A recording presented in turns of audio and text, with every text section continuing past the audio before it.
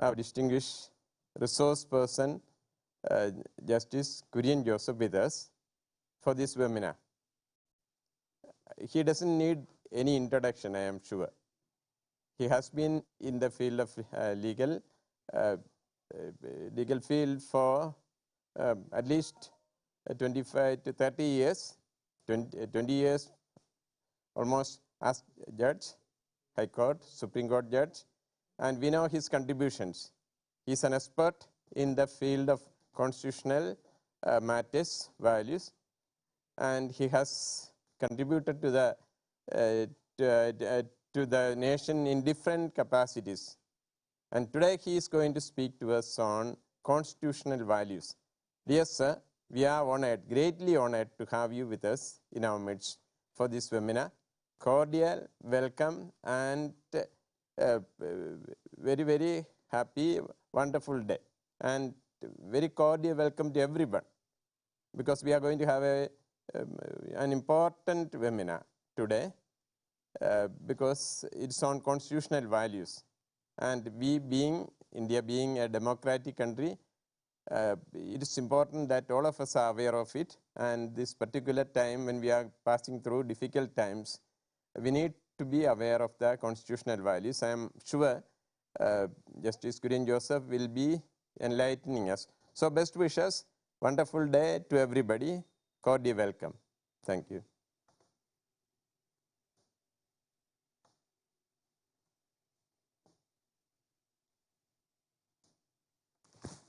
Yes, sir.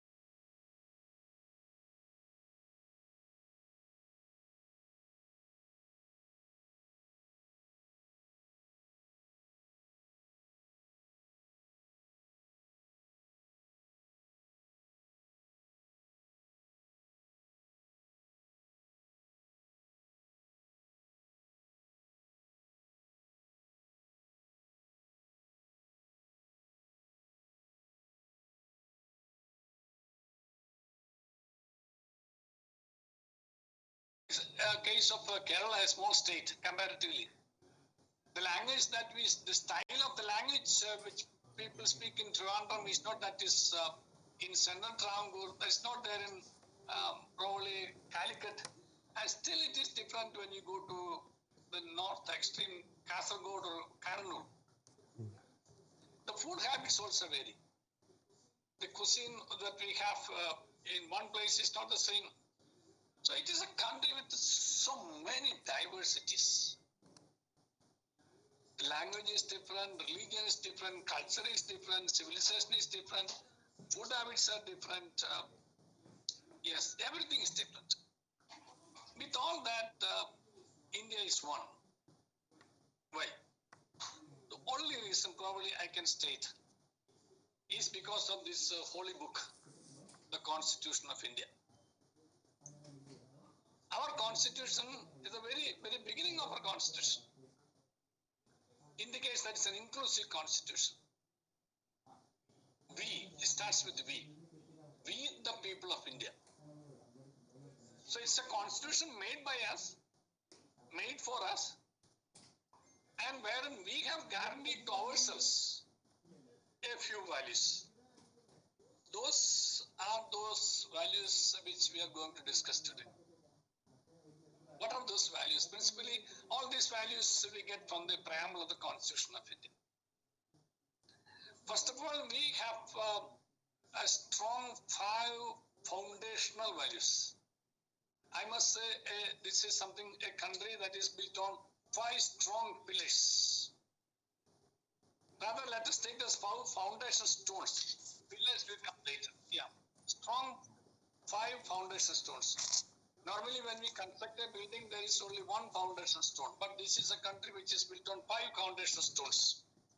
They are, India is a sovereign, socialist, secular, democratic republic. These are the 5 foundation stones. It is sovereign. That means it is not under anybody. It's not accountable to anybody. It's on its own. It was not so bad independence. We were under British. It is socialist. We need to understand socialist in contradistinction to what is capitalist. So the economic policy is a socialist policy. It's the republic. Republic, that means it is virtually everything is in the hands of the people.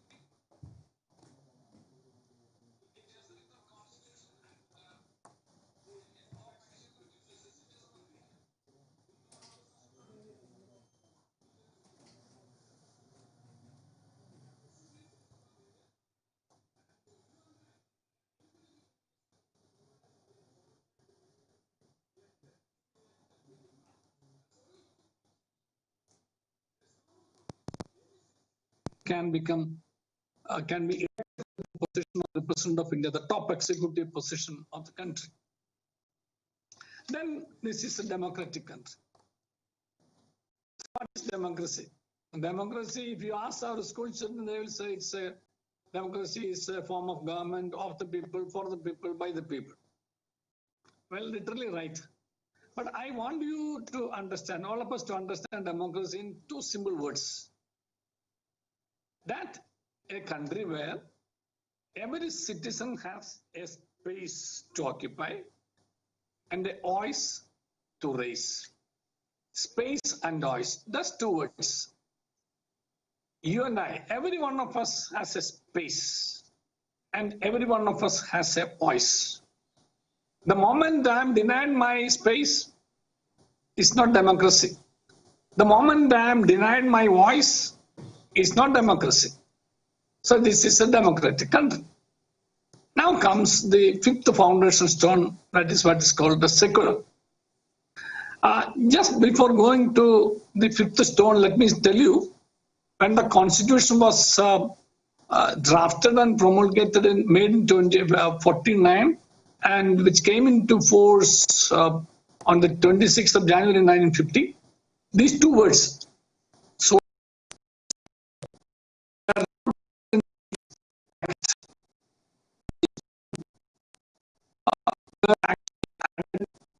in the 14th, the Conferencing Committee. So there were several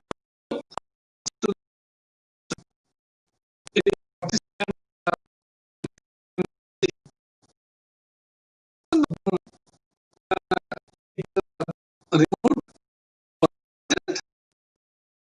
by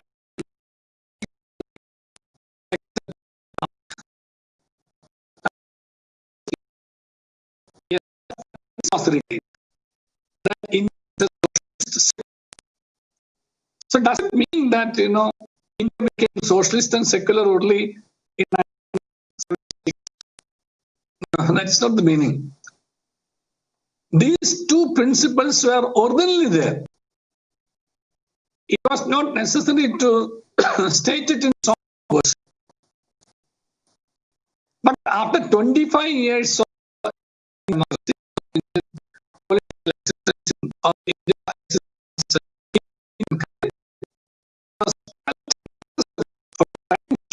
and rightly so.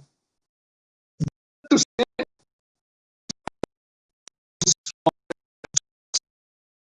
these two stones which are already there.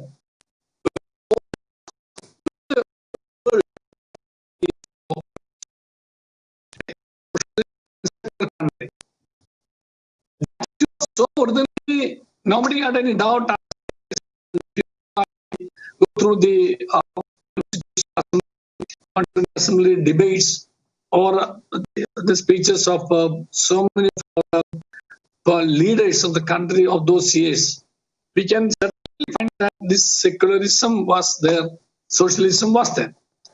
But to the world, it was not known. Therefore, after 25 years, presentation in fact, 25 years of its existence, to state clearly, so the world must know that India is also a socialist and secular country.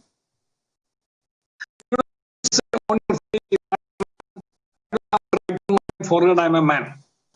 But still, for those who may not understand I'm a man, better to say I'm a man. Better to inform him I'm a man. So that is the way it is always explained. Why it took 25 years for the country to state that it is a socialist and secular country in the preamble. And mind you, this secularism you will not find anywhere else, this expression anywhere else except in the preamble to the Constitution of India. So what is secularism? Well, secularism in the Indian context is unique. That does not simply mean that India does not have an official religion. India does not, the country does not belong to any particular religion. But there's something more. That this country is not against any religion. Two, that India welcomes all religions. Three, India acknowledges and respects the contribution the religion can make in molding a citizen to be a better citizen. That's number 4. Number 5, India does not distinguish between one religion or any other religion. Number 6, if you believe in any particular religion, that religion you can profess, practice, and propagate. This is a fundamental right already guaranteed to you under Article 25 of the Constitution of India. That is actually we call Part 3, the chapter on fundamental rights. So, people who believe in any religion, they are free to profess, practice, and propagate. But this is subject to 3 restrictions. All fundamental rights are subject to reasonable restrictions. That is public order, health, morality, rather 4 restrictions. Public order, health, morality, and other provisions of the Constitution of India under Part 3. Subject to other provisions in Part 3. Part 3 means the chapter dealing with fundamental rights. So your freedom of conscience. Article 25 starts with this expression freedom of conscience, and that is the seventh element, that you are free not to believe in religion. It's not a requirement that an Indian should have one religion or other. No. If you are free to believe in any religion, and you are free not to believe in any religion, that's your freedom of conscience and freedom of religion. That these are the two expressions that we find in Article 25 of the Constitution of India. It's very title.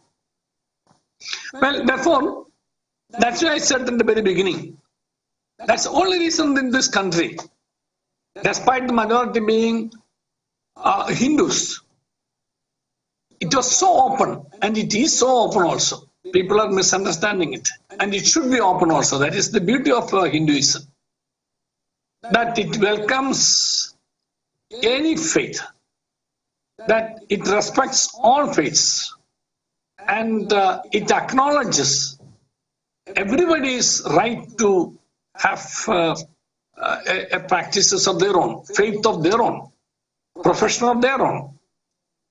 That's why the same principle, what's called a Vasudhaiva Kudumbakam, they will all believe in one family.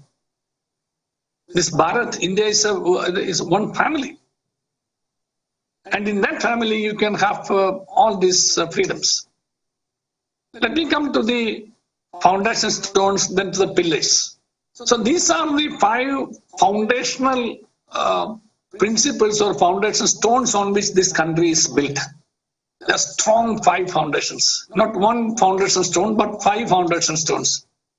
Now comes 4 pillars. So 5 stones and then 4 pillars. Those pillars are again part of these constitutional values. Those 4 pillars are 1, justice. Then this is guaranteed, because all these are guaranteed to the people of India. Ensuring that these are the guarantees for any person, any person. Let me just say that also. Articles 14 and 21 guarantee the rights even to non-citizens also. 14 is equality of opportunity and equality before law. Article 21 is right to life and liberty. These 2 articles are available to any person in the country. All other rights are available or guaranteed only to citizens of this country. But as far as this equality and right to life and liberty are concerned, they are available to non-citizens also, any person. So justice, that is social, economic and political. So the 5 foundation stones, now comes the 4 pillars. On these 4 pillars, we will find several sub-pillars also. So 5 foundation stones, 4 major pillars, and on each pillar we have sub-pillars also. This will be easily understood by people mainly from Madhya Pradesh, because you have seen a lot of stupas, pillars and sub-pillars, etc. going on. So many constructions are available in Madhya Pradesh where we can see this concept. You can understand this concept very well. So on the 5 foundation stones are built to 4 pillars: justice, equality, liberty and fraternity. These are the 4 pillars. And on all 4 pillars, there are sub-pillars. On the first sub-pillar, or on the pillar of justice, this is a country which guarantees justice, which is social, economic and political. Then the second pillar is equality. Equality of status and opportunity. Rather, it's liberty, but anyhow, order does not make any difference. Equality of status and opportunity, 2 sub-pillars. Then comes liberty. Liberty, actually, second is liberty, then it is equality, but doesn't matter. Liberty, the pillar of liberty has 5 sub-pillars. That is something very important when we study or analyze what the constitutional values are. On the 5 foundation stones, 4 pillars, and on the pillar of liberty, we have 5 sub-pillars. Those 5 sub-pillars are: 1, liberty of thought, expression, faith, worship, and belief. All these five are guaranteed for a citizen of this country. 5. Liberty of thought, expression, faith, belief, worship. All the 5 are the sub-pillars on the main pillar of liberty, built on the 5 cornerstones of a sovereign, socialist, secular, democratic republic. And then comes fraternity. Assuring to the people of the country. The 4th pillar, the Constitution preamble says assuring to the, not only guarantee, but assuring to the people of India fraternity. Fraternity, that means it has 3 sub-pillars. Fraternity assures the dignity of the individual. That's the first sub-pillar.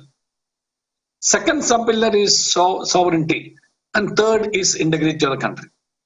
So these are the 5 foundation stones, 4 pillars, and all sub-pillars on each main pillar.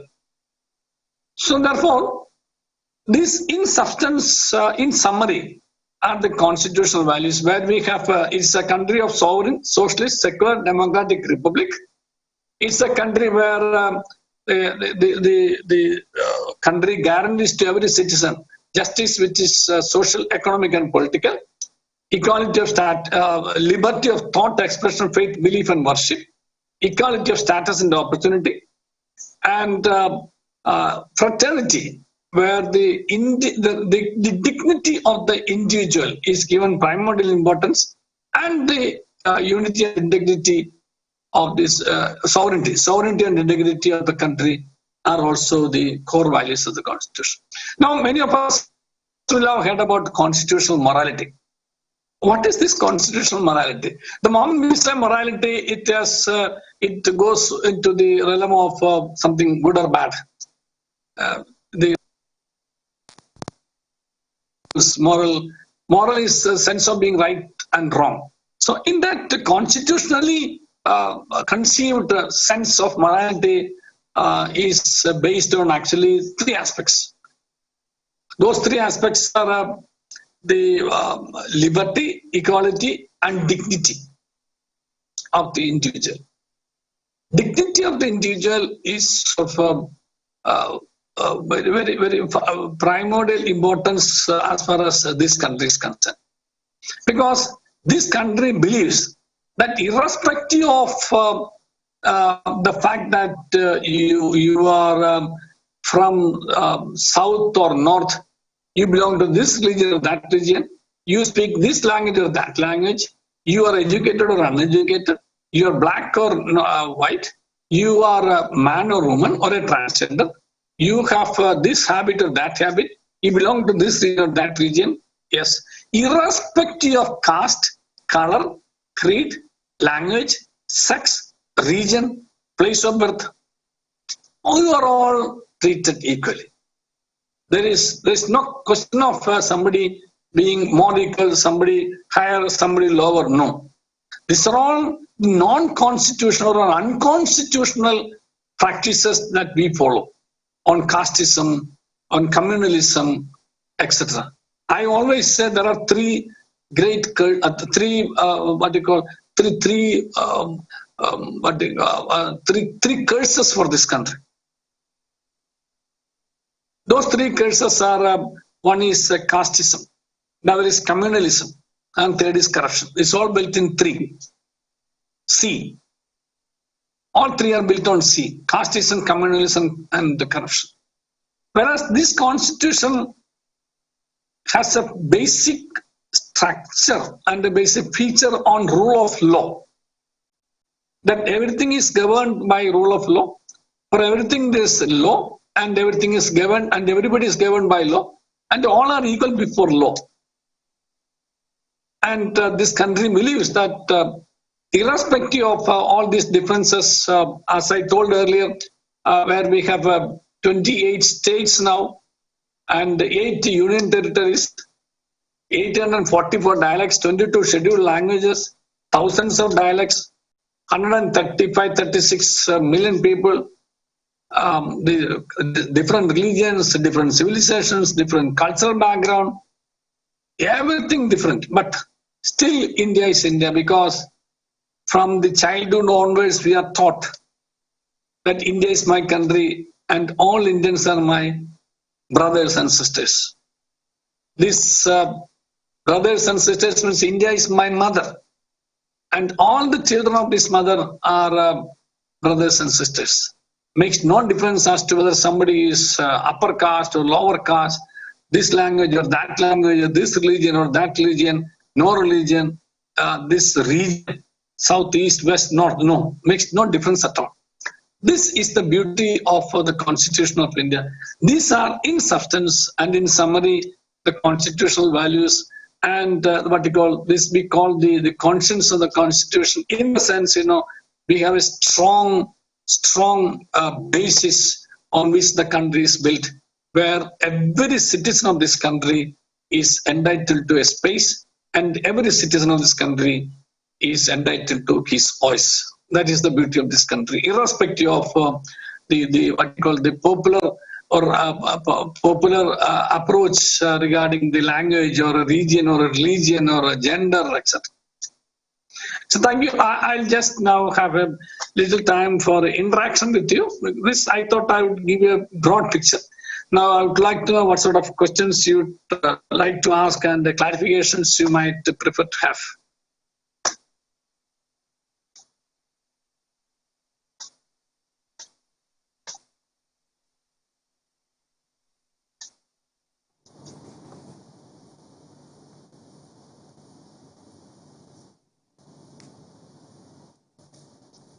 Yeah, would somebody like to ask anything?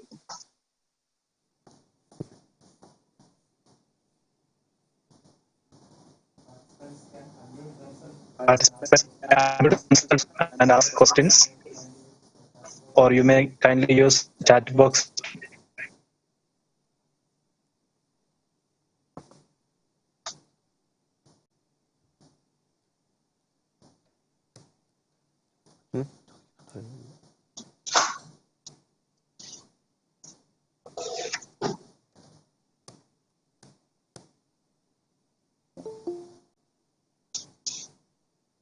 Do we actually see that India is my country and all Indians are brothers and sisters?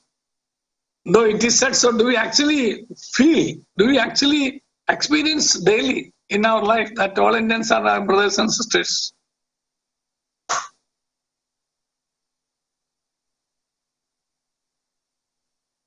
If you don't have questions to ask me, I will ask you questions to you.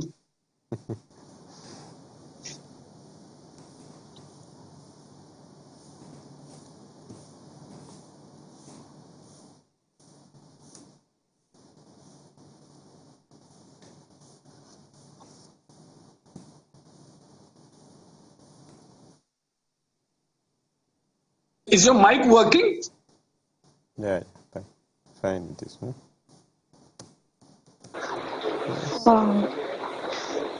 Good morning. Good morning, Your Honor. I would like to ask one question. Yeah. In this present scenario, what do you think is the relevance for constitutional values, like relevance for such a webinar? What do you mean by the special situation? Tell me, because I just wanted to know what did you actually mean by special? That's what, like, pandemic? Is it pandemic? COVID pandemic? No, not the. No, what I mean is, since this webinar is arranged, there must be some significance, some relevance for the webinar. So, what is intended?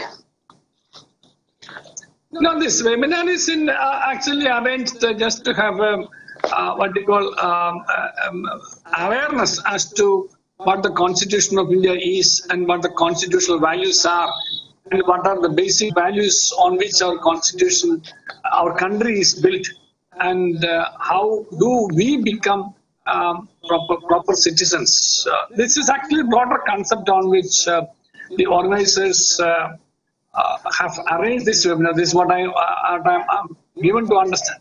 So this is just to have a better idea, because people like us who have been in the field of law for so many years will know so many things about the Constitution of India, naturally. And in your respective field, you will also know. But this is something which every citizen must know, that we have such a beautiful, wonderful Constitution, which guarantees to every citizen certain rights. And those rights are all built on certain principles, certain values.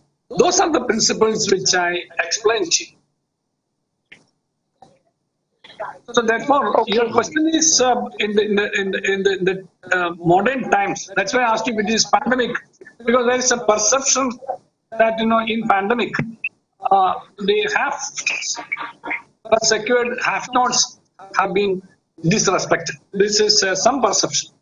People did not actually experience that there is a country where their rights are protected, their dignity is respected. There's a feel, there is a perception like that. Even there is a perception that even the judiciary of the country also did not rise to the occasion. There was a perception, though thereafter it was made up. So, in this COVID pandemic, all on a sudden when the lockdown was imposed, we saw a lot of people, we call it migrant workers. Probably Kerala is only state where this expression migrant was not used. They used the expression, they are our guest workers. The guest workers, guest laborers, yes, guest laborers, the what they call the trauma they had to experience, and your freedom of association was curtailed, your freedom of movement was curtailed, your access to justice was limited, restricted, your access to what you call your basic rights also was not protected.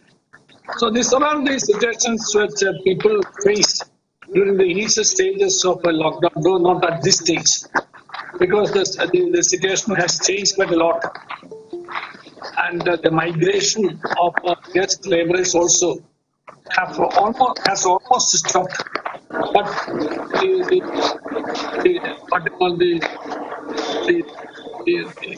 type of difficulties they face at the initial stage for want of protection of law and protection of equal opportunity to participate in this country, etc., that has been something very painful. We have seen the tragic scenes of people parking for days on foot, without food or water, and nobody respecting their basic human rights. Forget about their fundamental rights. Even human rights were not respected. We have seen several such tragic scenes also. Therefore, the perception was that had there been a judiciary, what is the role of judiciary? As we all know, we have the legislator. That means the one whom we elect, give vote. He is the one, she, they are the persons who are meant to make laws. We elect our MLS, Legislative Assembly, and we elect our MPs, Parliament. So India, we have a federal structure. There is a Union of India and there are states. And in the states, the people are entitled to have their own state government, and the central government. In the state government, there are certain areas where they make law. In the central government, they can make law in certain areas. That's called union list. And there are certain overlapping areas also, like education, etc., and home, etc. is all in the concurrent list. These are the three lists. So we elect people to make law. And the people who are elected, they form a government. They actually implement law. It is called a judiciary, which is called the guardian of the Constitution of India. It starts with the Supreme Court of India. There are two courts. There are only two courts in the country which can actually interpret the Constitution of India, and that is Supreme Court of India and the High Courts. Not the other courts. Other courts will not interpret the Constitution of India, but this Constitution interpretation is available, or rather permissible, only to the two superior courts, that is Supreme Court of India and the High Courts. So the Supreme Court of India is known as the guardian of the Constitution of India. So what is a guardian? The role of a guardian. We all have been brought up by our guardians. Our father, mother were our natural guardians. So they gave us protection. They gave us respect. they gave us warmth, they gave us love, they gave us they met all our basic needs, and they permitted us to grow up, and they gave us a free space, and they made us what we are today.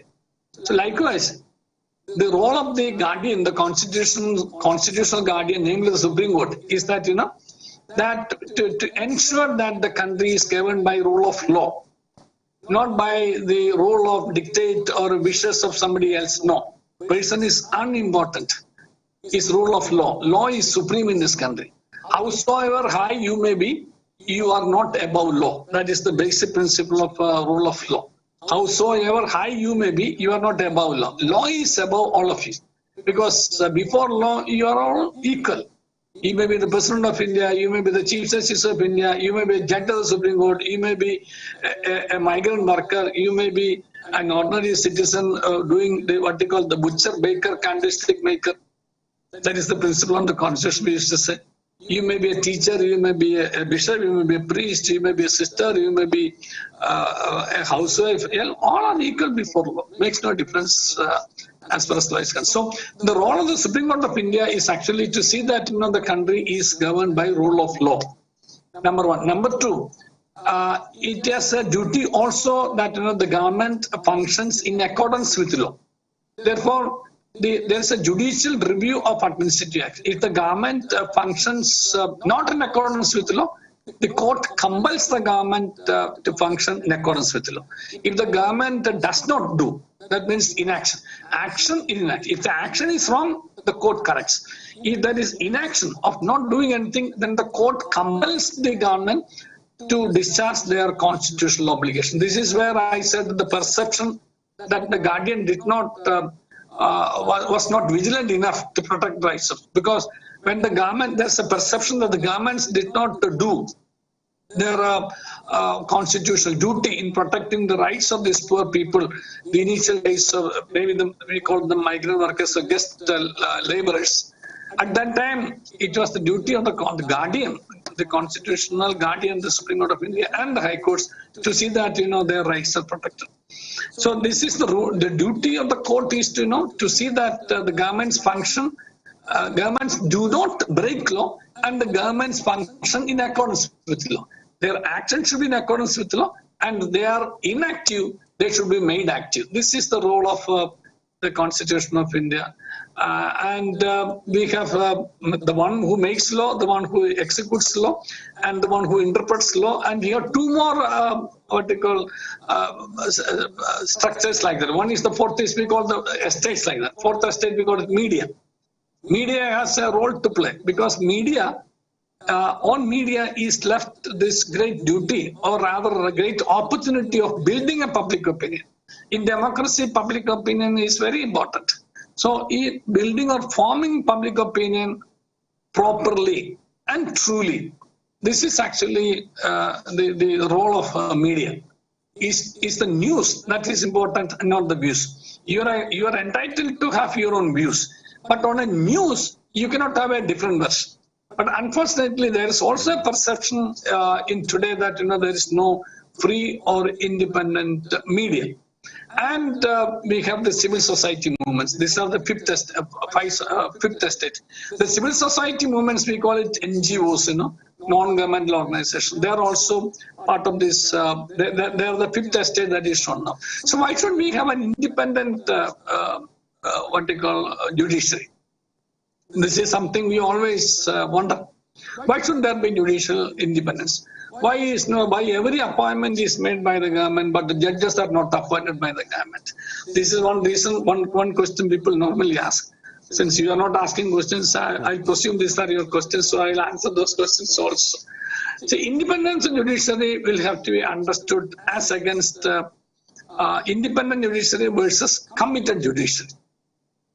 In some of the countries, the party general secretary is the chief justice of that of the Supreme Court of that country. The political party's general secretary is ex officio the chief justice of that country. Can you imagine such a situation? That is what is called committed judiciary. They have no right. That judiciary has no right to strike down any law. They have no right to say that the government is wrong. Their duty is only to have a decorative position as a Supreme Court of that country. But India, if the king is naked, the guardian, the constitutional guardian, the court will say you are naked. That is for the purpose that you are appointed to that position. That's independent judiciary. So unless we have an independent judiciary, the political government's policies, political government's approaches, political government's what they call initiatives, if they are unconstitutional, will not be declared unconstitutional because it will be an yes man. The judiciary is not yes man because it is not accountable to anybody. The government is yes man to the parliament because the government is answerable before parliament, whereas judiciary is not answerable to anywhere. In the sense, it is answerable only to the conscience of the public, the people, because its role is so independent. It is so independent that it is not answerable to anybody.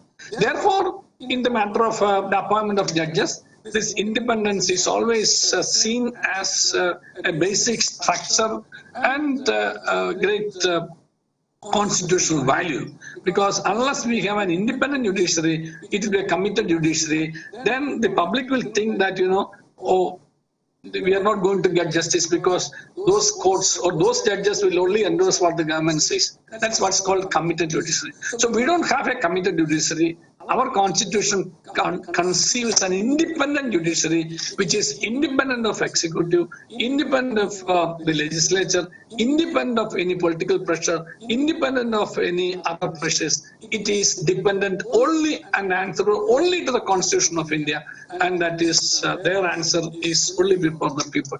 Public faith, nowhere else. That is the difference, and that is why India, with great pain, we have the independence of the judiciary preserved and protected as a very, very cardinal virtue.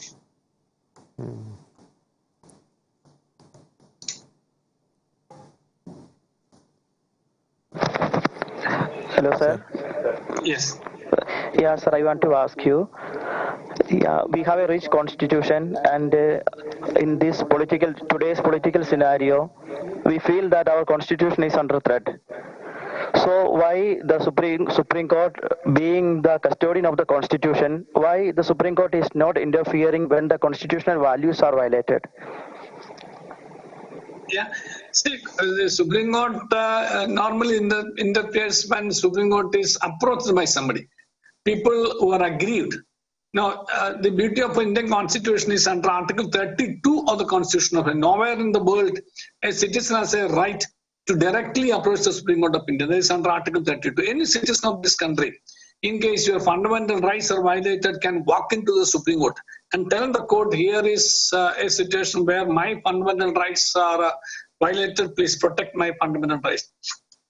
Sorry, this is Article 32 of the Constitution of India. It is a fundamental right for any citizen to approach directly the Supreme Court of India.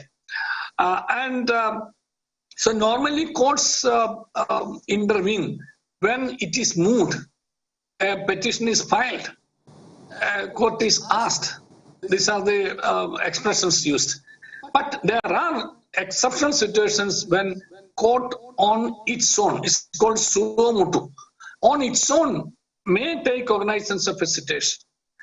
But when you say there is a constitution constitution is violated, what is it? Constitution is not respected. Under threat. A constitution is under threat. I don't think constitution is under threat. Because there's a principle in the famous Keshavananda Bharati case, which is decided by a 13-member judge strength, quorum of 13 judges, that the basic structures cannot be amended or altered. Now, under Article 368 of the Constitution of India, this Constitution can be amended. And India may be in the Guinness Book where the Constitution has been amended. I think we have reached so far 102 amendments to the Constitution of India in 70 years. I don't think there's any other country with such a democratic country where the written Constitution, the strong Constitution, has been amended so many times. Well, all these amendments you can make for any aspect. When the GST came, you had to amend the constitution. When the matter of appointment of judiciary, members of the judiciary, Supreme Court and High Court, the constitution, that was the 99th amendment. Constitution was amended. That has been struck down by the NJC, National Judicial Appointments Commission. The constitutional amendment was struck down, and the act also was struck down. I was a member of the bench of that constitution bench. Constitution bench, is under Article 145(3), where a serious issue of grave constitutional important constitutional interpretation, matters of important constitutional interpretation is involved. That should be heard by a bench of 5. That is what is called a constitutional bench. Otherwise, in Supreme Court functions with the 2, and if 2 is wrong, it is corrected by 3. 3 is wrong, is corrected by 5. It's called so in the 13-member bench, it has been held that the Parliament can amend the Constitution of India, anything but except the basic structures. So the basic structures are again the contribution of the judiciary for the sake of maintaining the Constitution, protecting the Constitution, preserving the Constitution.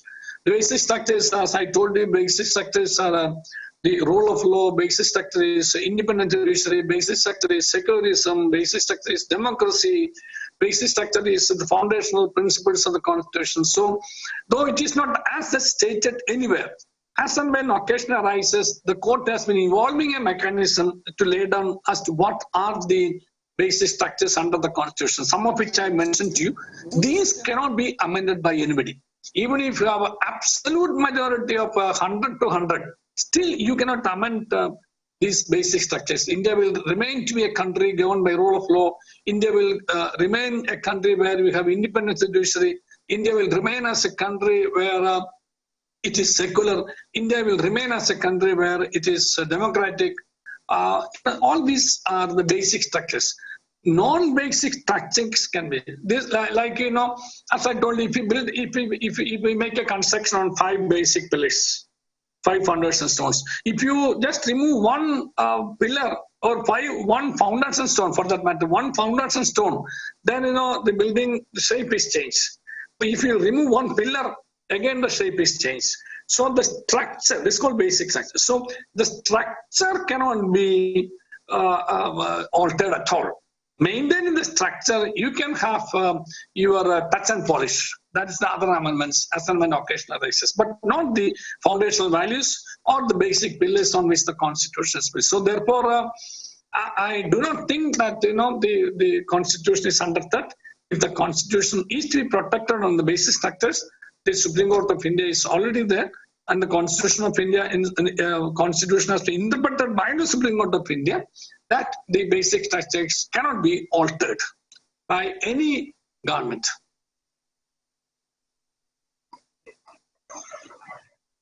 So long as you have an independent judiciary, so long as you have the Supreme Court of India with an independent, Supreme Court of India, where this concept is already evolved, there's no threat to the Constitution. That is what I see it. Good morning, sir. Yes. Hello. As you beautifully explained the concept of guardian of the Constitution, as many people have confusions, there are 2 terms which is found in basically law books regarding to the Constitution. One is guardian of the Constitution, and the second one is custodian of the Constitution. So I request you to tell about that exactly, sir, what is a custodian of the Constitution, sir? Well, what does the custodian do? Custodian keeps what is entrusted to him from being stolen, from being damaged. This is the duty of the custodian. To keep something in your custody, protect it, keep it, and keep it safe. This is the duty of the custodian.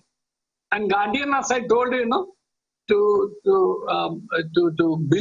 bring you up, to promote you, and to protect you. All these are just slightly intermingled, custodian and guardian.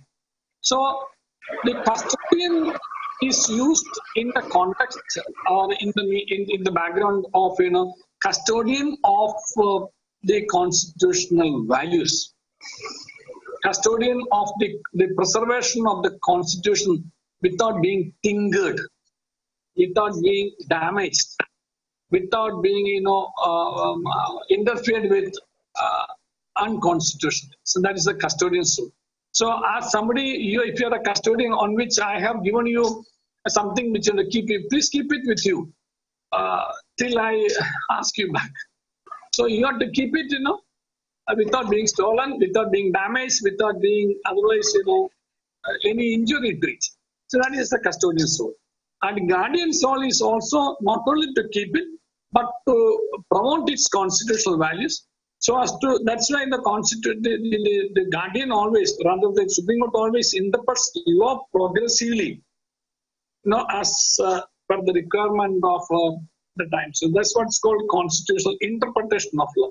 So that's the guardian's role, as and when the country grows, the constitutional interpretation on the vision of the country as per the constitution is also interpreted. That's why we have laws being interpreted by the Supreme Court. That's the guardian's role. Thank you. Thank you so much. I used to jokingly say it's actually watchdog. I have used this expression watchdog. What is the role of a watchdog? Watchdog, we have watchdogs in many of our houses. What does the watchdog do? Watchdog actually keeps keeps a watch on the owner's property from being transgressed or trespassed or stolen, etc. And suppose, even with the watchdog barking, it keeps on barking. The moment the threat is seen, the watchdog keeps on barking. Why does it bark? It barks to awaken the owner who is sleeping, so that the owner will come and take appropriate steps. And even if the owner does, and suppose even despite barking, the owner does not get up and take steps to protect the owner's property, the left without any remedy, the barking dog sometimes bites. That's why I told in one of my speeches, barking dog left without anything left, it might bite also. That is why sometimes we see the barking dog, the watchdog, the Supreme Court, not only barks, but sometimes, as and when occasion arises, it bites also. When it bites, it's painful. But why it bites? It bites because the custodian or the guardian has to maintain the Constitution of India. Yes, Mr. Badakil. You're not audible. I think you have to connect your mic. Yeah, I'm sorry. Mic is not connected. Yeah. Yeah. Sorry.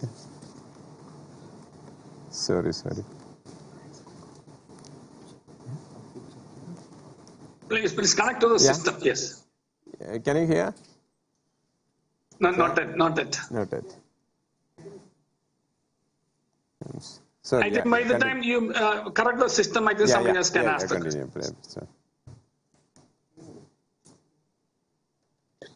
Good morning, sir. Yeah, good morning. Okay. I have a doubt with regard to the things which you have answered to Gijo Thomas. You were telling about Article 32, the writs. So the writs, we can approach the higher courts, means the Supreme Court or High Court.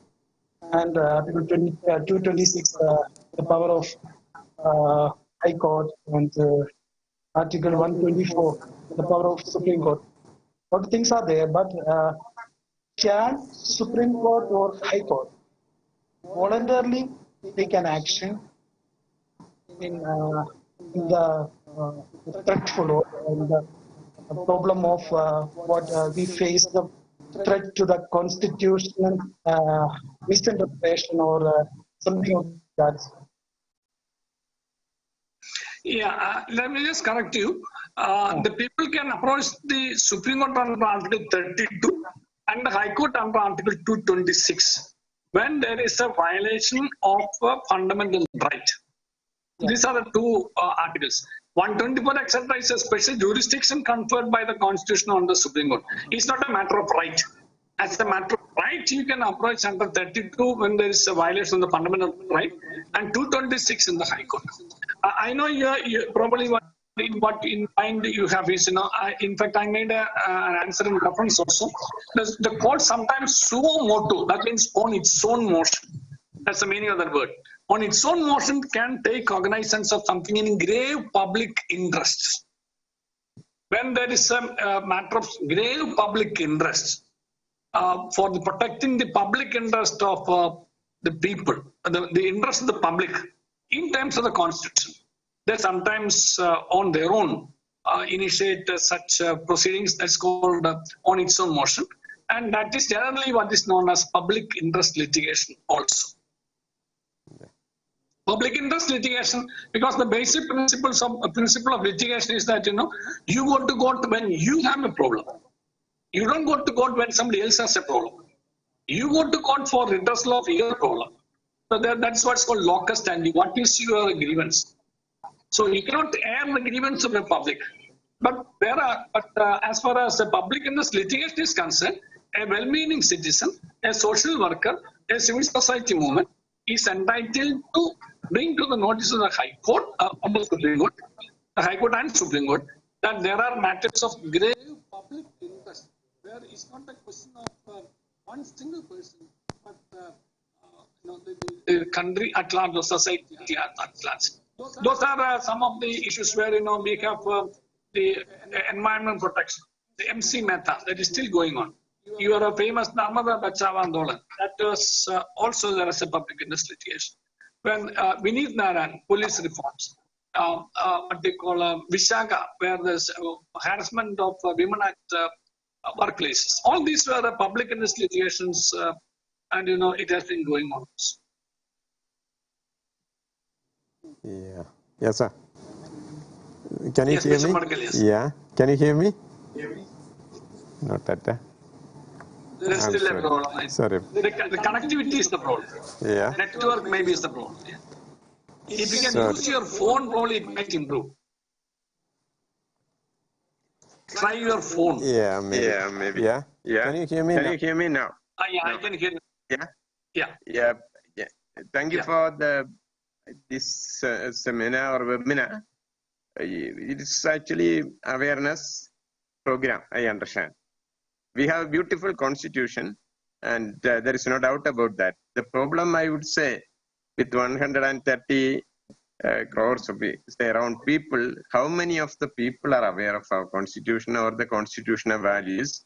Of course, we have people well informed, but I think large majority are still very much unaware. What can we do, or whose responsibility is? It's the responsibility of everyone, I suppose, but is the Supreme Court, High Courts responsible, or the primary responsibility of creating awareness, or the government, or the legislator? Somebody has to take responsibility, of course.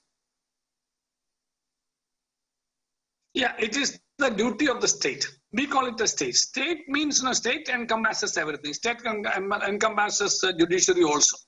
Well, in the narrow sense, state means in the government. So ours is a welfare state. So what do you mean by welfare? Welfare does not mean just give them food and clothing. No, welfare also means that knowledge also, where people are aware of their rights, people are aware of their duties, and where people are made aware that they have a duty to protect their rights not only but others' rights also, and serve the country also. That is actually called the concept of right and duty. It's a welfare state. In that welfare state, it is the primordial duty of the government. That's why they make law. And one such law they made is actually what is known as Legal Service Authorities Act. A lot of duties cast on the judiciary to take the information or knowledge with regard to rights and duties to the people. So that's why in the Legal Service Authorities Act, the courts, rather we will say the judges. Judges be the civil judge junior division at the taluk level, civil judge senior division at the block level, district judge at the district level, high court judge at the high court at the state level, Supreme Court, of course, we have a National Legal Service Authorities Act, it's called NALSA. So we have a NALSA, National Legal Service Authorities Act. We have a SLS, a State Legal Service Authorities Act. We have a District Legal Service Authority. We have a Taluk Legal Service Authority. So it has percolated down the stream. And its main duty is to see that, the legal awareness. You rightly asked the question.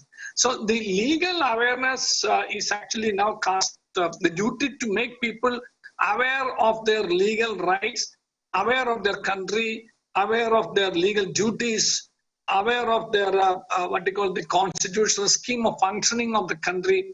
Is actually a duty now specifically cast on the judiciary in terms of the Legal Services Authorities Act. That is why probably you'll see people coming to the rural villages also, remote villages also, legal awareness camps, legal awareness classes, etc. That is a duty of the civil judge of that particular area to make people aware. When I was Chief Justice in the Himachal Pradesh, and when I was also the Executive Chairman of the Kerala State Legal Service Authority and Legislative Legal Service Authority also, so I used to say lessons of law. In Himachal, we had it in Hindi also, English also, lessons in law. What are the basic laws people should know? What about their rights, about their duties, about the system of functioning? Where do you go if you have a problem? How do you go if you have a case? What sort of legal assistance you are entitled to? What is the free legal aid? If you are a man below income of 2 lakhs, if you are a woman, if you are a laborer, if you belong to scheduled tribe, all these people are entitled to free legal aid. You have to approach the Taluk Legal Services Authority. If you have a problem, you are entitled under the Legal Service Authorities Act, which is a constitutional protection, because access to also a constitutional right. You are entitled to have free legal aid also. So the place where you have to approach is actually the Taluk Legal Services Committee, TLS. That will be always manned by or rather governed or ruled by or rather administered by the Civil Judge Junior Division of that area. I agree with you, Bishop, that despite the Constitution being so beautiful, but the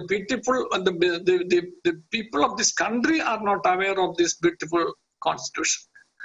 Ignorance has been the curse of this country, and the ignorance continues to be our curse because there are some quarters which really want people to be ignorant, because the moment the people become literate, in the sense legally literate, aware of their rights, then people will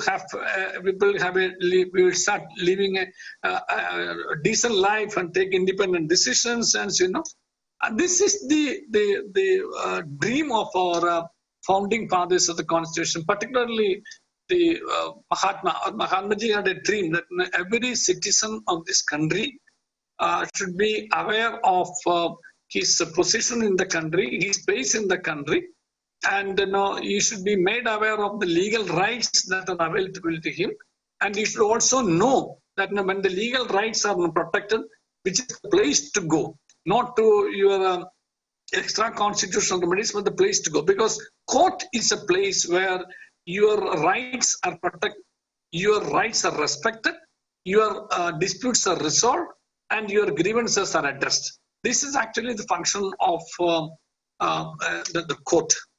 So that's why this is actually the principle of rule of law. When you have a problem, you have to go. But as you rightly said, how many people know this? The millions of people, of the 136 million people we have, how many people have this sort of legal awareness and they go to the constitutional remedy of seeking redressal before court? Very few. And even if you go to court, how many years you have to spend in court? That's another serious concern. You don't get out of court easily. It has become a very cumbersome process. You have to wait for long years. You have to spend your money. You have to spend your energy. So people are also tired of going to court also. It's also a fact. Reason is we don't have sufficient number of courts.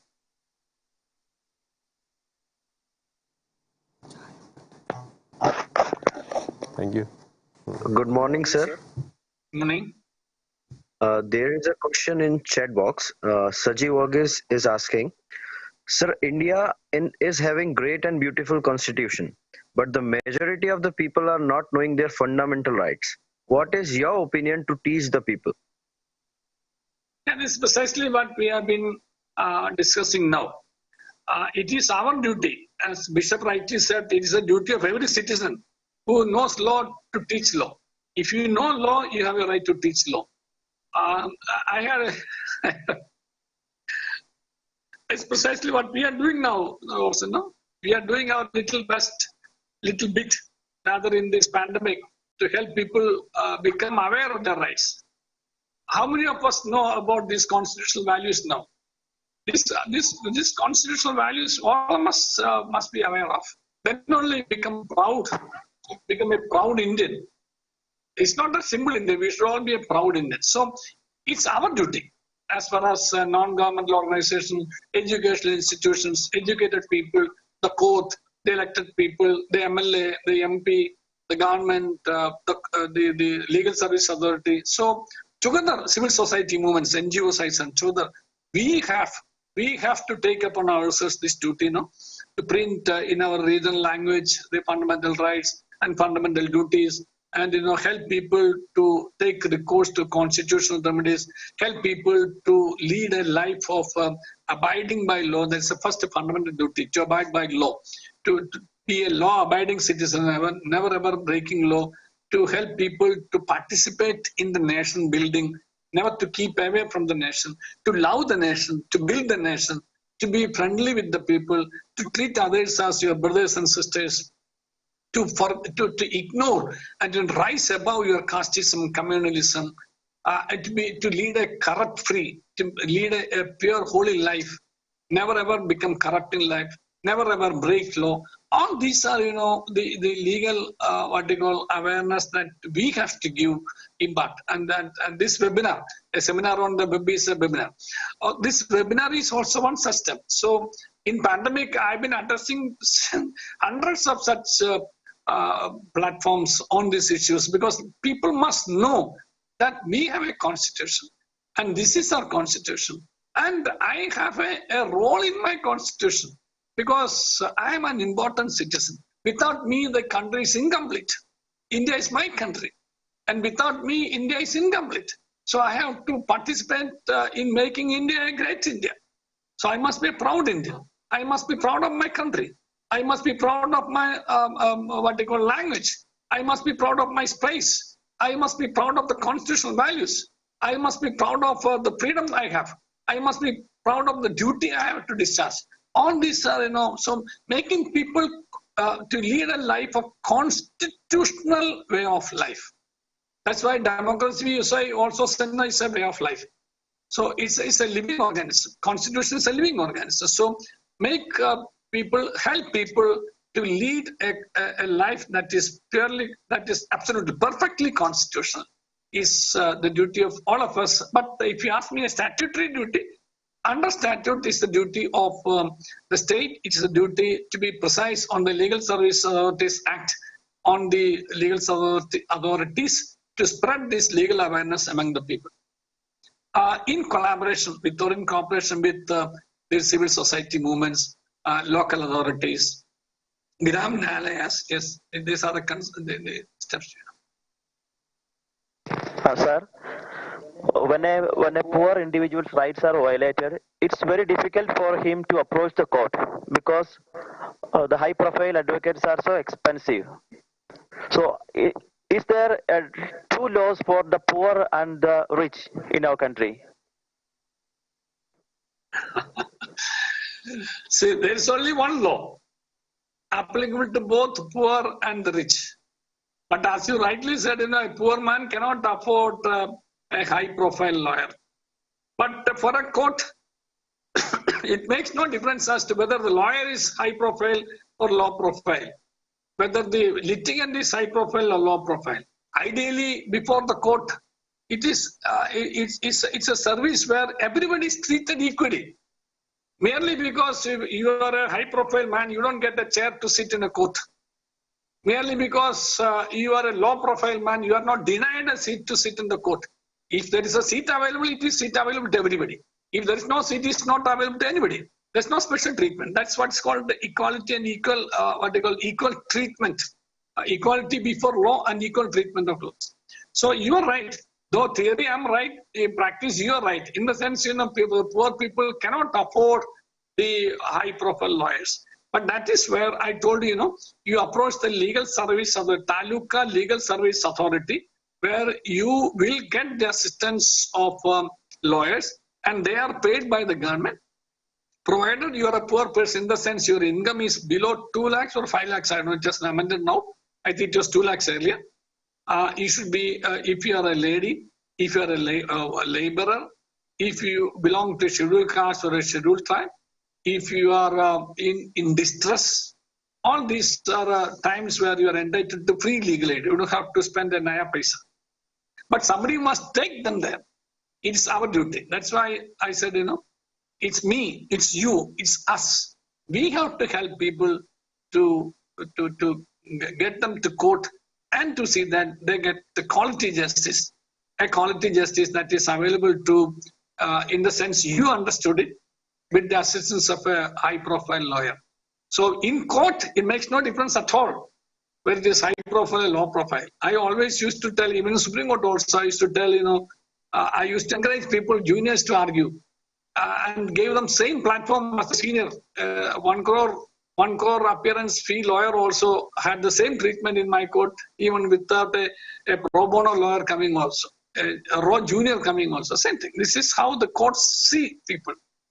There's no special treatment for high-profile lawyers or high-profile people in court. In court, everybody is equal. India is my country, all Indians are my brothers and sisters. 12 years, with all our brothers and sisters together in the assembly, every day we recited this mantra. But this mantra did not go to our conscience and hearts. That's the whole problem. We chanted it. We rather chanted it. But we did not imbibe it. So please, at least the people, at least 100 of you, you are listening to me in the webinar. So finally, at the end of the day, after having spoken to you for about an hour or an hour and a half, this may be, the hundreds of webinars I address people. So I tell them, if 10 of you at least, 10 of you take it to your heart and conscience that, from today onwards, in my approach, in my attitude, in my concept, there is no difference as to a scheduled caste or a scheduled tribe or a low caste or a high caste, this language or that language, poor man or rich man, high position, low position, woman or man or transgender. No, everybody is equal. India is my country. All Indians are my, this religion, that religion. Yeah, irrespective of all these, everybody is equal. So at least this concept of equality, 10 of you can imbibe. That itself is a great thing. That is the end result of this webinar. No distinction on the basis of caste, color, creed, religion, language, sex, place of birth.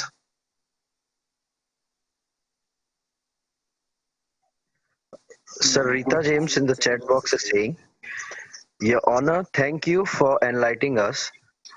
I would like to know that why in our country giving punishment to the culprit takes so much of time. Many cases are pending, so according to you, what all can be done make the process faster? And because of the corruption or slow legal process, sorry if I'm wrong, many of culprits don't even get punishments.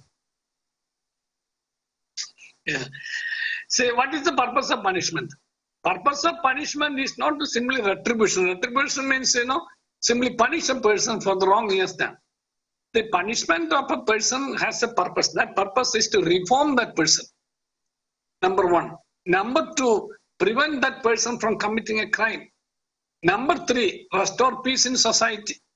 Number four, restore the injustice that has been suffered by the victim. Number five, retribution. That means, an appropriate punishment has been given for a a particular wrong or a particular crime. That's retribution. So it's not simply, question is not simply, today you committed a crime, tomorrow you are punished. No. See, there's a law. We call it, in the criminology, there's a criminal procedure code. So the act, or rather the offense is committed. It's a fact. It's a popular, people know from the media or from the press conference conducted by the police officer that this man has committed this crime.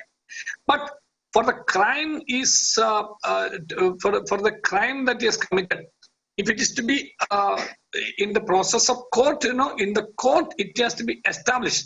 Merely because the police officer said that this is the person, I caught him red-handed. No, that's not. I used to tell people,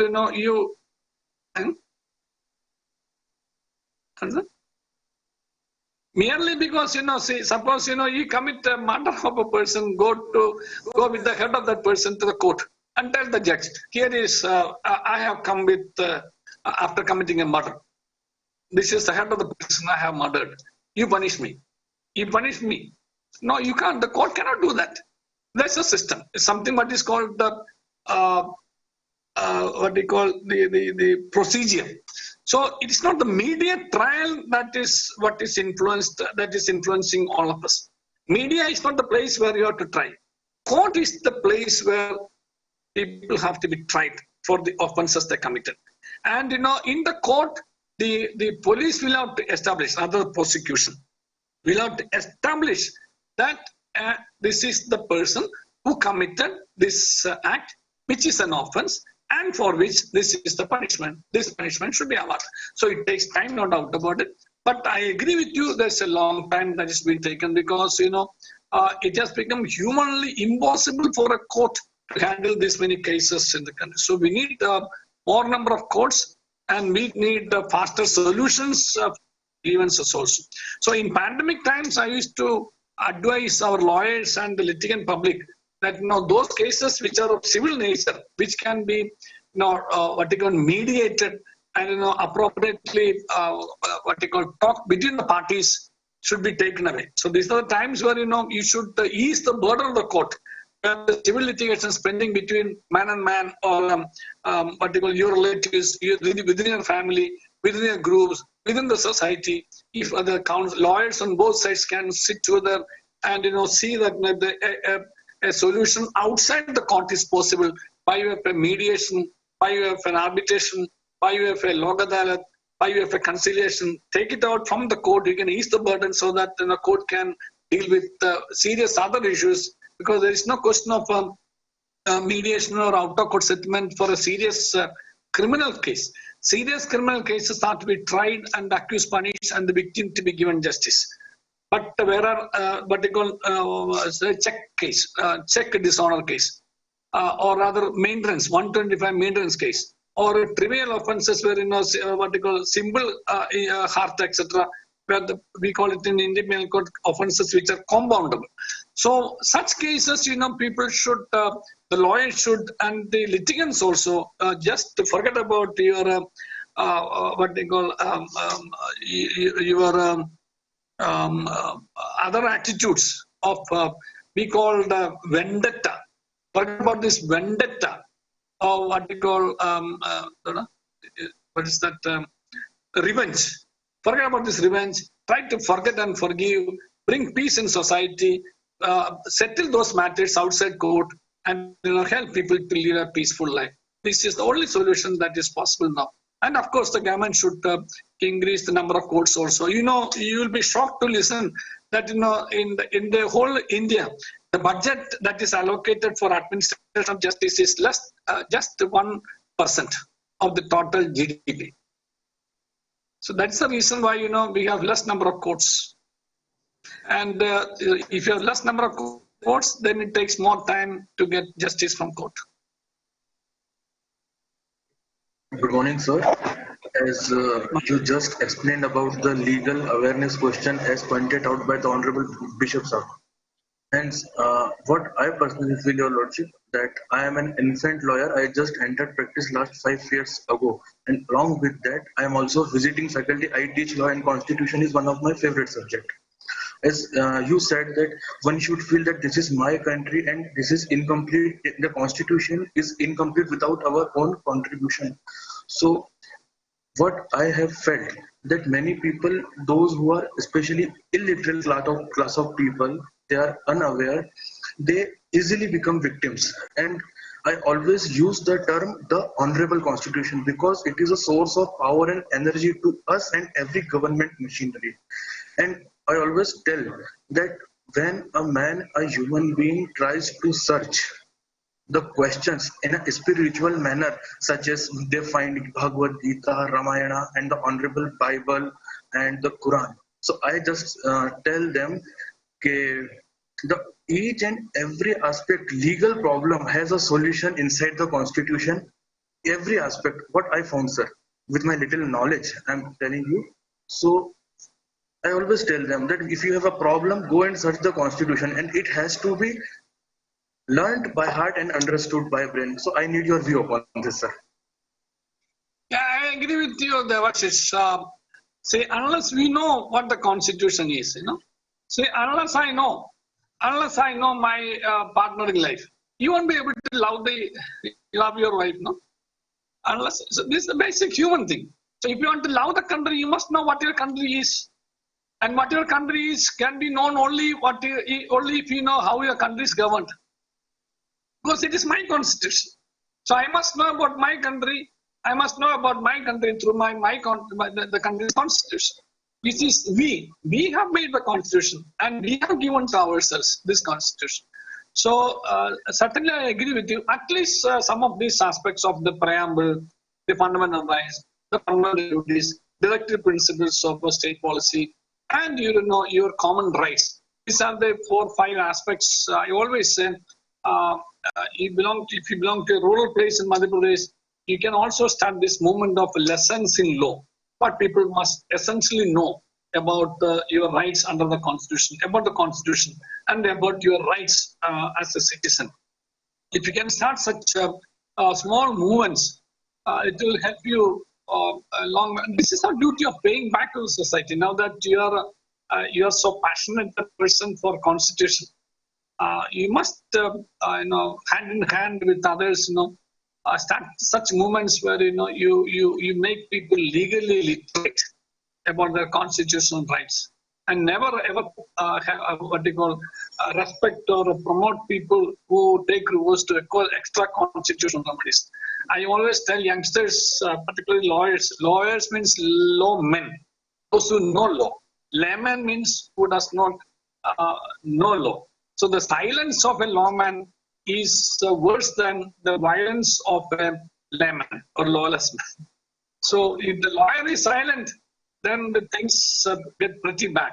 So lawyers and those who are involved in this sort of civil society movements and lawmen otherwise also should take steps to educate our people about their rights and duties and their position in society, their position in the Constitution, and that about their space and voice in the Constitution. So there are 2 questions from Manovikas College of Special Education. First one, great value of our Constitution is safeguarded by Honorable Supreme Court. But for a common man, is it possible to approach Supreme Court? Second question, is it too costly to reach Supreme Court? Yeah. So I told you, ideally, Supreme Court of India is open to every citizen. Under Article 32, in case your constitutional, your fundamental right is violated, you can walk into the Supreme Court of India. And as far as applied jurisdiction, if you're unhappy with the result of a case you filed which reached up to High Court, from the High Court you can go to the Supreme Court of India. Otherwise, your constitutional rights are protected in the High Court office. But it is expensive in the sense, in terms of we have only one Supreme Court that is housed in Delhi only, number 1. And that, the lawyers in Supreme Court charge you heavily. But there is also something called Supreme Court Legal Services Committee, SCLS, Supreme Court Legal Service Committee. You can write a letter to that Supreme Court Legal Service Committee It is headed by number 1, number 2, number 3 judge in the Supreme Court always is as in the convention. The Chief Justice is number 1. Number 2 is the judge who always takes care of the National Legal Service Authorities Act. Number 3 is the judge who always takes care of the Supreme Court Legal Service Committee.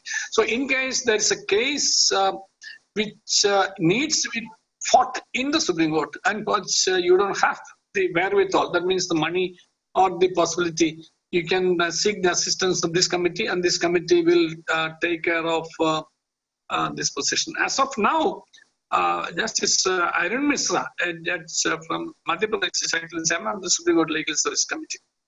His lordship is due to retire shortly. Then the next man will take the position. And the next man coming in is Justice Rohinton Nariman. Yes. Next question from Saji Varghese. With regards to NIA, is there any right to make the suspected person make nagged questioning by the NIA officers? I didn't get the purpose of that question.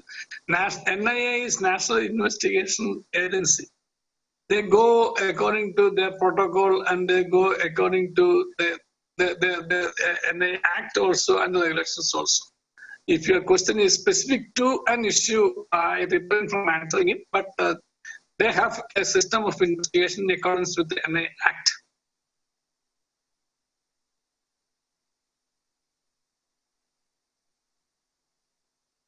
It makes no difference because the police is investigating, the CBI is investigating, or NIA is investigating, but it all depends on the what they call, as far as NIA is concerned, it has no territorial jurisdiction. As far as CBI is concerned, with the permission of the state, they can investigate there. As otherwise, the state police has to investigate cases in the state. Because this is actually coming under the concurrent list. Entry number 1 in the concurrent list. This is actually to be done by the state, and in certain cases where the extra what you call territorial jurisdiction, then it goes to the CBI or the NIA. Depends on the nature, because these are all the defined areas of investigation.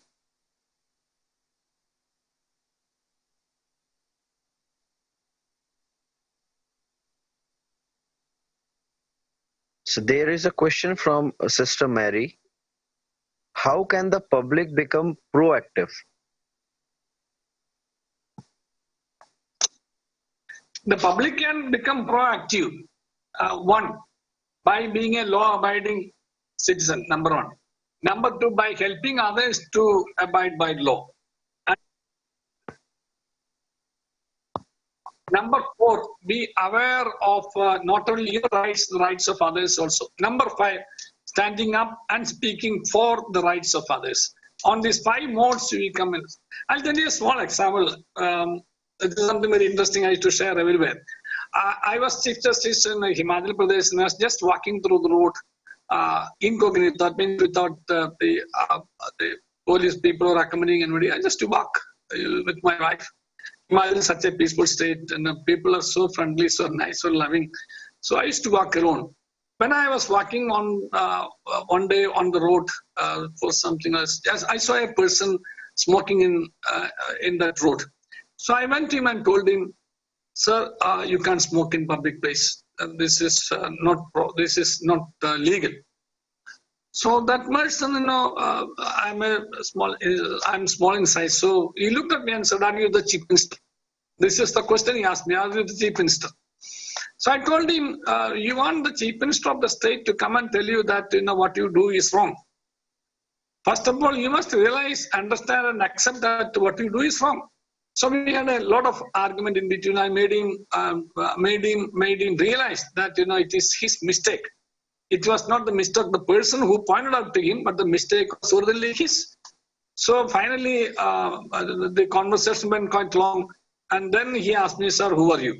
Then by the time this conversation was going, somebody came that way and he told this man he is the Chief Justice, etc. But then he understood, not because he understood because I am Chief Justice, but he realized that what he did was wrong. smoking in public places. So whenever you find people committing wrong, you tell the people that you are not right, you are wrong. You should have guts to say. But only precondition is that you should not be doing the same mistake. If you are going and smoking, and if you find others smoking, don't do that. That will be the problem. So be clear, clean first yourself, and then correct others also. So you can actively involve in the nation building by planting a tree, by protecting a tree, by preventing others from encroaching upon the public spaces, by refraining from being corrupt, by helping others to know to the idea of equality before law, rising above casteism and communalism, by spreading only good news, by refraining from spreading bad news, and by involving in nation building small civil society movements. All these ways, you can help the nation to grow. Never keep away. I used to say, at least cast your vote. Your casting vote itself is a participation in the nation building. It's according to me, it's a fundamental duty, though it is not said so in the fundamental duty chapter.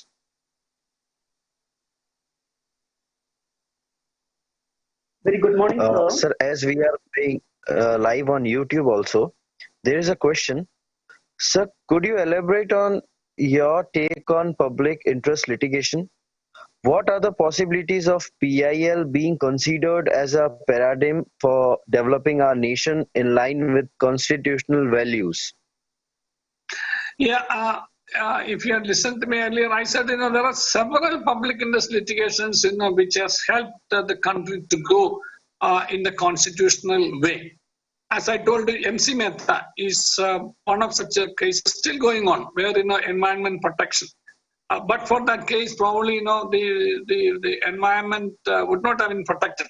All our forest, wildlife, and the other is Vishaka, the harassment of women at the workplace. Now there is Vinith Narayan, where the police reforms, where the Vigilance Commission came thereafter. So there are several such public interest litigations, common cause. Since you are from Madhya Pradesh, the coal scam, I also happen to be in the member of that bench, where there's a coal scam. That is also a public interest litigation instituted by common cause. And also one Mr. M.L. Sharma. Yes, there is one lawyer also, and there's an organization also. So 2G spectrum scam. So these are all several such public interest litigations instituted by civil society movements.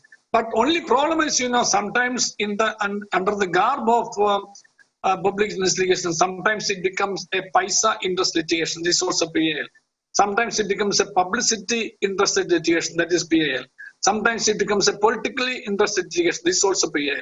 So the court should be in a position to ward off this paisa interest litigation, publicity interest litigation, politically interested litigation. All these are to be warded off, and real public interest in terms of the constitution alone should be seen by the court. So public interest litigation has been a very, very potential and powerful and very effective arm for the Supreme Court and the High Courts, and by which the public interest has been safeguarded and promoted also.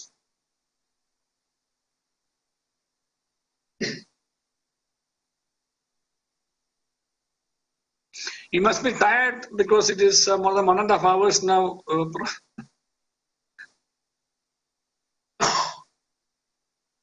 So can I take a new question?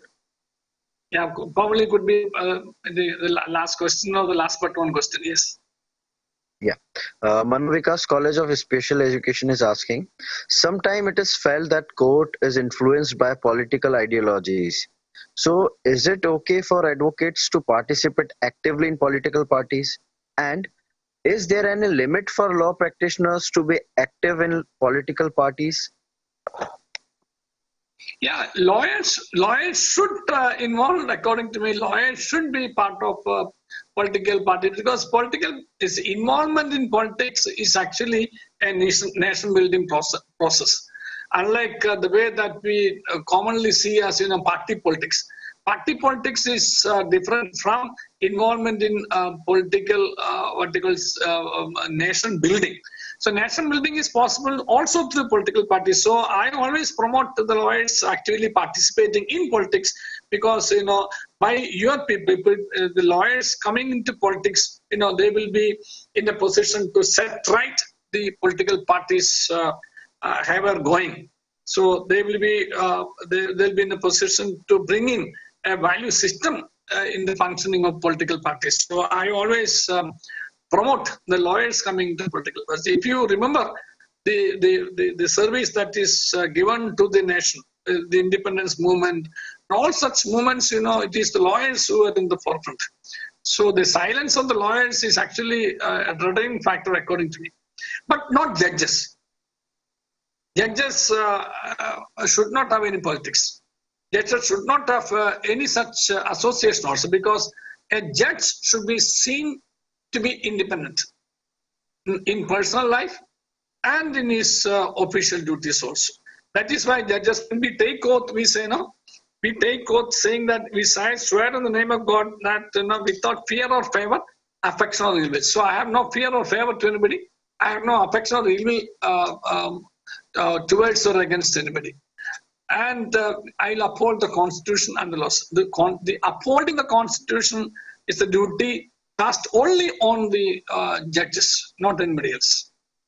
Therefore, a judge, while upholding the Constitution, should be free from politics, should be free from any ideologies, should be free from any bias, should be free from any motives, should be an absolutely independent person with impeccable integrity.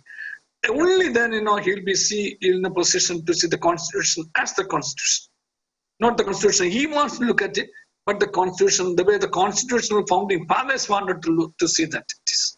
So that is why I always say, a judge, maybe he may belong to a religion, he may have a ideology, but the moment he becomes a judge, he should be absolutely independent and a person with impeccable integrity, free from corruption, free from access, free from any sort of influence. Otherwise, your chastity will be always doubted. The moment your chastity is doubted, then the people lose faith in judiciary. The moment there is no judiciary, there is no democracy. If there is no democracy, there is no country. India is gone. That is why I always stand for an independent judiciary. Because only on independent judiciary rests the future of this country. Sir, there is a last question. Yes. Very good morning, sir. I'm a Catholic priest in Jalandhar Diocese and also just completed LLB. Indian Constitution Article 511 speak of citizenship, and there is a Citizenship Act 1955. Recent development in the Act is CAA. There is a confusion regarding the same. There is no proper clarity of the same Act. As a law student and a Catholic priest, how can I guide the people with proper knowledge? My dear friend, it makes no difference as to whether you are Catholic or a Hindu or a Muslim, whether you are a priest or a layman as far as Constitution is concerned. In Constitution, you are all the same. Makes no difference at all. Constitution is only one. It is whether it is for Catholics, it's for non-Catholics, it's for Hindus, it's for Muslims, or pastors, it's available for people who do not believe in any religion, and it makes no difference whether you are a priest or a layman or a bishop or a judge or a prime minister or a president. All the law is the same. But if we ask about Citizenship Act, there's an amendment that has been introduced with regard to the Citizenship Act, and let me say, since I'm a person who has been in judiciary for last about 19 years, since the matter is now engaging the attention of the court, we call it sub judice, the matter is in court. So it will not be proper for me to comment on the merits of the act, but there is citizenship is a constitutionally protected right. That much I can say. And there is a Citizenship Act which governs the protection of the right. So under that act, it is challenged because it is in violation of the citizenship that is guaranteed under the Constitution under Article 5. So that is now an issue pending in court. Therefore, I refrain from making any comment. The moment the issue is out of court, after the Supreme Court pronounces a judgment, of course, we can comment on the issue, but not till then. Thank you. Sorry.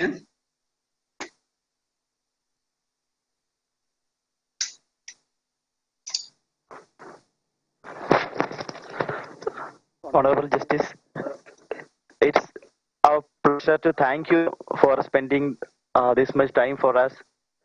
And you have explained the constitutional values in a high spirit. And also you made the webinar very attractive and very active through the interaction sections. So I would like to thank you, sir, from the bottom of my heart. And also I would like to thank all the participants for actively participating in this webinar. Thank you. Thank you so much. Thank you so much. At the take home, I would like to request all of you just to think about the country. Be proud of our country. And, always lead a life of law. Be a law-abiding citizen. Never ever take pride in breaking law. Not even a simple law of a traffic rule. Not even a simple law of keeping your public property.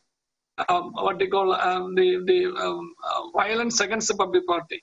Not even a simple law with regard to the public premises. So always free from and rise and think about all the curses of this country of casteism, communalism, corruption, and always keep a clear mind and a clean conscience. If we are all citizens of a clear mind and clean conscience and able to see India as a country of where all Indians are my brothers and sisters, irrespective of their caste, color, creed, religion, sex, then India will be a great country. And India is a great country, but we have to make it a better country and a greater country by our involvement and our participation in building up this system. All the best to you. God bless you, and Jai Hind.